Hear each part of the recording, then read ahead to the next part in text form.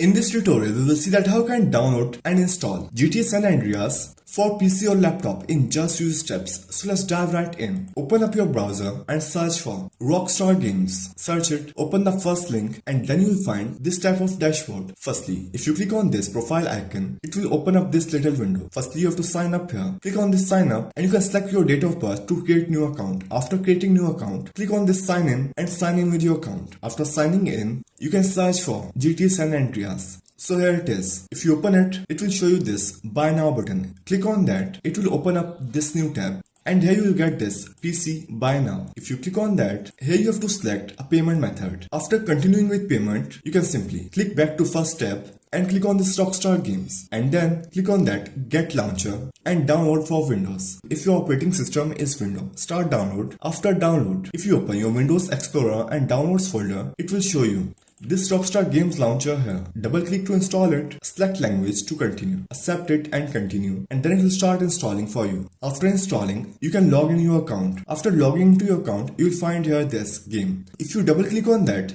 it will start downloading and you can play it. So that's how you can download and play GTA San Andreas in just few steps.